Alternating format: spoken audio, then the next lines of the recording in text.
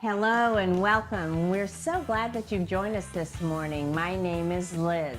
And I'm Donald, and you're watching The 10 Before, a video full of features, church news, and special events or happenings at Family Church. In addition to seeing the 10 Before here, you can also share this information with your family and friends anytime by watching online at our church website, familychurchflorida.com. Just click on the link that says Video Announcements, click the 10 Before, and you can choose this or any of our previous videos. Also, you can keep in touch with your family by liking our Facebook page, Family Church Marco. Our church service will start in about 10 minutes, so turn to your neighbor, smile hello, then sit back and get ready to enjoy the 10 Before. Thank you.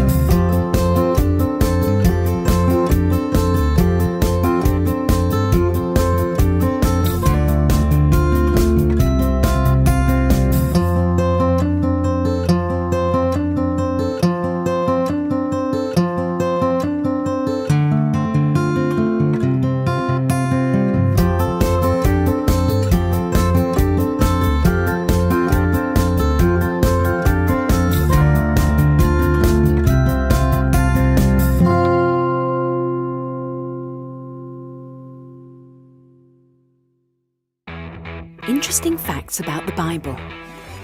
The Bible is comprised of 66 books, 39 in the Old Testament, 27 in the New Testament. The Bible was written by over 40 different authors and was written over a period of 1,600 years. Job is considered to be the oldest in the Bible, while the book of Revelation is the youngest, written in 95 AD. The longest book in the Bible is the book of Psalms. The shortest is 2 John, with only 13 verses in the entire book. The Bible has been translated into roughly 2,018 different languages and is the world's best-selling book. Consequently, it is also the world's most shoplifted book. Dogs are mentioned 14 times in the Bible and lions 55 times, but cats are not mentioned at all. The Bible contains scientific information that was years ahead of its time. The book of Job describes the earth as a suspended ball, despite everyone else on earth at the time believing the earth was flat. 50 Bibles are created every minute, and roughly 6 billion Bibles exist in circulation. Enough for every man, woman and child to potentially have their very own copy.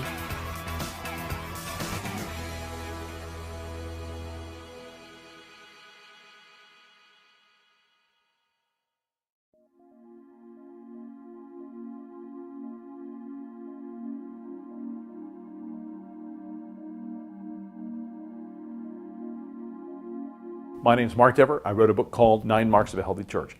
I'm the pastor of Capitol Hill Baptist Church in Washington, D.C., so I've had some experience actually pastoring a church. And this book is written in part out of that. It's written even more out of my study of the Bible and trying to understand what is a good, healthy church. Because honestly, there are a lot of churches out there that are closing down, but a lot of them are filled with people who are trying to do what's right, but they just feel like something's wrong, something's missing.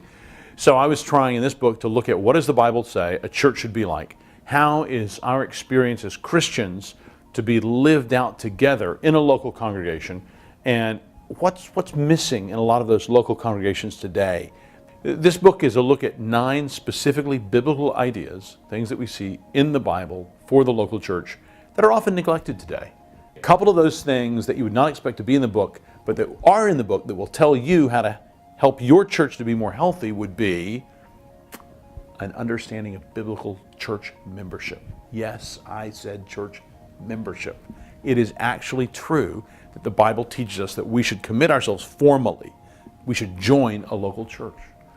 I also say in the book that the Bible teaches us very clearly that we should even exclude people from membership sometimes. And then I say more normal things, like preaching the Bible, or having a good understanding of what our basic message is, what is the gospel. All of those things go into a good local church. When we forget what confession is, the thing we believe in common that draws us together, and instead we just start concentrating on the community meaning the neighborhood around us, but more specifically even the people in our local church, then the community is beginning to wither. It's a common mission that's brought us together. And when we forget what that mission is, there's not any reason left for us to be together. And too many churches are in that kind of shape.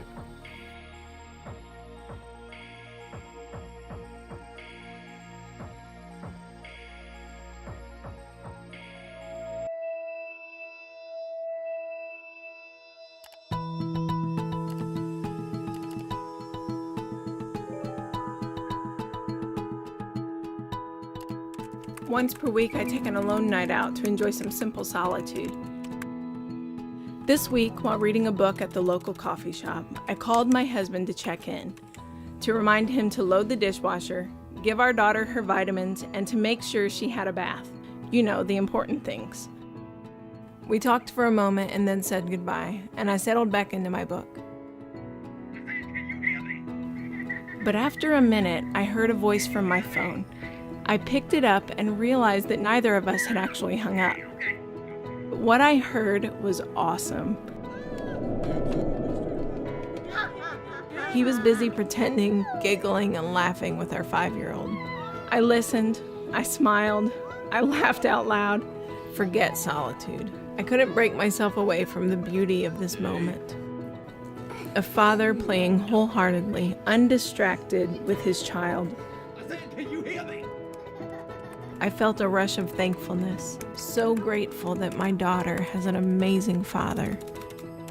When I got home that night, the dishes were still on the counter. The vitamins had not been given. Our daughter went to bed without a bath. But I found my husband fast asleep, snuggling his baby girl. I did the dishes, and I was thankful. To those fathers who are rising to the incredible challenge of relating with your kids, of engaging with them, of looking them in the eyes with love, your kids are blessed. Thank you. And happy Father's Day.